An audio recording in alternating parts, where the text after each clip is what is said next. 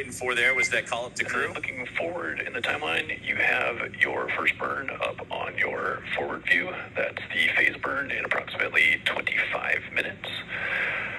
We will also be monitoring the stage 2 deorbit to give you the go for suit doffing, and we're expecting that at T plus 45 minutes. Dragon copies. We'll be monitoring and T plus 45 approximately for suit doffing. We're with you in the timeline. Great conversations there with the team on the ground, and there they are, Crew 11. Happy as can be in orbit now, and they have a 16-hour journey before they reach their destination, the International Space Station, as docking currently targeted for tomorrow morning, Saturday, August 2nd at 3 a.m. Eastern Time, 12 a.m. Pacific, to the space-facing port of the station's Harmony module. Now, between now and then, Dragon will perform a series of burns as it catches up to the space station, and that first burn you heard him talking about is the phase burn, and that happens about 30 minutes or so from now, so we'll continue to monitor the Dragon spacecraft, or the teams on the ground will continue to monitor that first of a sequence of burns to help them stair-step their way up to the International Space Station. Human spaceflight has come so far in the last 5 years with Dragon. In addition to flying people, SpaceX's Dragon spacecraft also enables researchers the opportunity to fly critical science to orbit. So far, SpaceX and Dragon have carried more than 1,000 research experiments to and from low Earth orbit, both to the International Space Station and on our free flyer missions.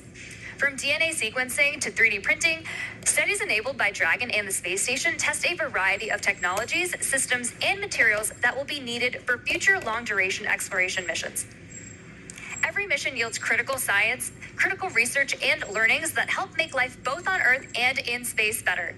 And flights just like today's help us continue to lay this foundation for our future among the stars and continue our mission to make life multiplanetary. We'll be signing off from SpaceX for now, so we're going to send you back over to Kennedy Space Center. But before we go, we want to thank NASA, Joseph, for entrusting us with today's mission, and thank you all for being with us today.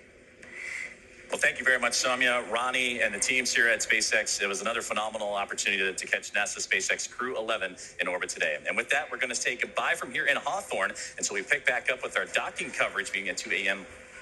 Saturday, August 2nd, tomorrow, for that targeting docking to the space-facing port of the station's Harmony module at 3 a.m. Eastern. So for now, thank you for joining us, and we're going to toss it back over to Nick and Daryl at Kennedy Space Center to wrap up today's launch coverage.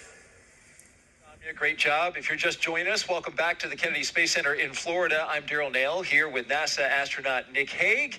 Just moments ago, we saw Crew 11 safely on orbit with the nose cone open, checkouts complete, and a few words from the crew as they settled into their new environment aboard Dragon. And Nick, watching him in that moment, floating free, you must feel good about your friends and colleagues successfully getting to orbit today. Absolutely. At the moment of liftoff, the tingle on the back of your neck, the chills, and watching them go into orbit, and then to hear them call down after they're there safely, the joy in their voice, and then the gratitude for the teams that got them there, just you can't help but feel awesome.